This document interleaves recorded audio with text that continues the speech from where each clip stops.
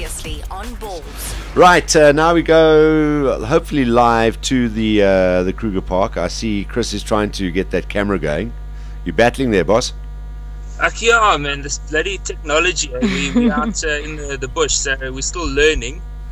I see it's trying to come on there. Is it? Yeah, just maybe click on it again. The little camera now it keeps cutting. Hold on, there we go. Something's happening. Yeah, now Whereabouts are you? I'm actually just outside now. It's great at the moment, eh? Okay. And how far into your journey are you? Oof, no, Darren, we've only just started. I wrote the book about 8 months ago, and we're trying to now raise the funds to print. We're looking at about 250,000 to start our educational ride on the 18th of October. Okay. Yeah. All right. So the book's called Bongi's Quest. That's correct. 250,000. You're going to be distributing that to children in villages, sort of around the park. So did you say you head off on this journey in October? That's correct. Yeah, middle of October, 18th of October is our starting point. All right. We've got our KTM bicycles already, and I've got Brands for Change behind us to give us the support. And cool. How long is this journey going to take? Off we go. How long is the journey going to take altogether? We're just going to have to see how many books we raise. If we get all 250 one go, then we'll probably do it in no more than 2 weeks. We've got the sandparks endorsing the project, and they've got village forums that will actually bring the schools together. So I think it's about 170 schools. We won't literally go to every single one. They will come to central meeting points for us. Yeah. And then we'll come and hand out the books and do a bit of a rhino workshop with them. All right. So obviously bringing awareness for the whole plight of the rhinos and stuff like that. Well, that's the whole point totally. I mean, the book was actually written to break down the communication between the poacher and the children in the villages. Okay. That's where it all started. And there is a call to action on the back of the book. It's the Sandparks anti-poaching number. So it's education and empowering these children to assist and stop telling the poachers and report anything that they hear. All right. Well, when you say sort of communication and interaction between the children and the poachers, does that happen? Yeah, apparently so. That's what I read, and that's where this whole thing came from. I mean, the kids are along the fence lines and they're playing there, and if they see a rhino on the inside, for the value of a packet of chips or a Coke, the poacher will then go and jump over and go and grab it later on in the evening, especially your full moon nights. Wow! So these bastards are actually using kids as their spotters for rhinos. Yeah, correct. And the poor child has absolutely no link to that animal because it's on the other side of a fence. It doesn't belong to them. They've got no link whatsoever, and that's what the book is actually doing. The book is taking what is now just an animal on the side, yes, a rhino, and it's giving it a character, it's giving it a personality. So now these guys are not just killing rhinos, they're now killing bongi. And that's the big difference that this book actually makes. It installs the passion and love to conserve the animal. All right, so you actually, as you say, create a character around that the children associate with, and then it becomes something that's special to them. So when the poachers come, the kids in their own inimitable way tell them to bugger off, or go and alert the authorities, obviously. Correct. And that's just the start of it. I mean, this is launching the project. We've only been marketing this for about 4 months now, so it's still very early days. But the ultimate goal is Asia. And we have got the Hong Kong consulate onto it already, and that's the final goal for Bongi's Quest, to actually go and educate the Asian children.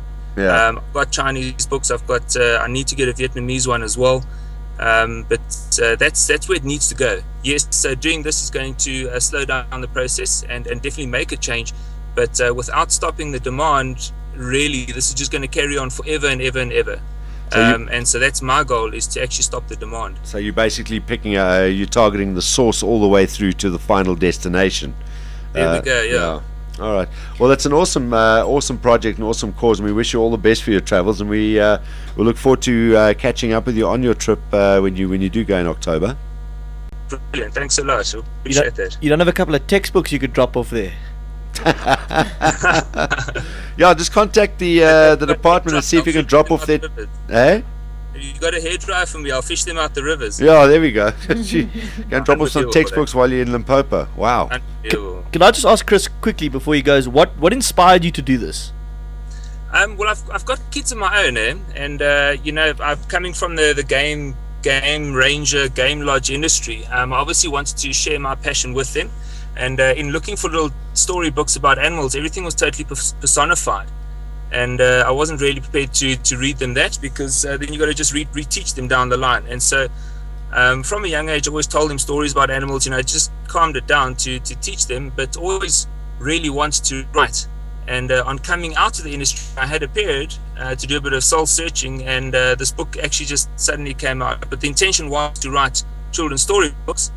This was the first one, and we've already distributed 4,500. So I've got the next 2 in line, but this thing's just snowballed. They totally snowballed.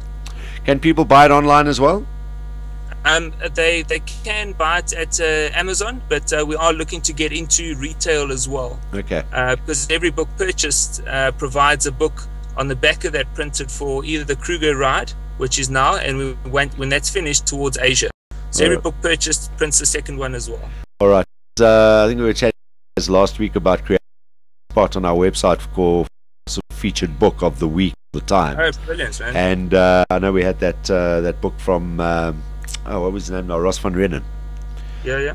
John van Reenen. Which one? I keep mixing up Ross van Reenen last week. So if we don't match, do we have a copy of the cover of the book or a screenshot of it?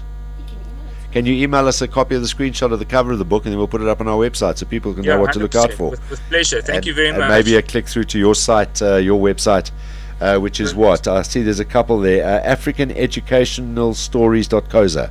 That's it. And everything links off from that. The Facebook and everything comes off of that. All right. We'll give this to Maz. If you can mail her the copy of the, and Kathy and Maz will organise that, mail a copy of the cover. We'll put a click through to your website, and then they can find out details as to how they can get it. I'm sorry we can't see you, Chris. Are you in a big rhino suit? I am, man. Man. Yeah. Boiling. I've been sitting in it for like half an hour. Sorry about that. But we're going to have to try again at another stage or something like that. Absolutely. Yeah, sorry about that. But unfortunately, No problem. that is Skype. Sometimes it will and sometimes it won't. So Exactly. send us a photograph, take a snapshot, send us a photograph. We'll put it up on our website and Facebook as well so we can see what you look like. Will do. Awesome, Chris. It's Chris Daniel. Thanks for joining us today on Balls. Cool. Thank you Cheers, very bud. much. Bye-bye. Have a good evening. Ciao. Bye. Cheers. Bye. So there we go. That's Chris Daniel going to be cycling up and down around the borders of the Kruger Park to prevent rhino poaching. Hey, it's one of the things that gets up my nose. Yeah. Hey? And now that I know that they actually use kids to spot for them. We the best on 3. 1, 2, 3. We the best. 2 p.m. to 6 p.m. Mondays to Fridays live on balls.co.za. Balls.co.za.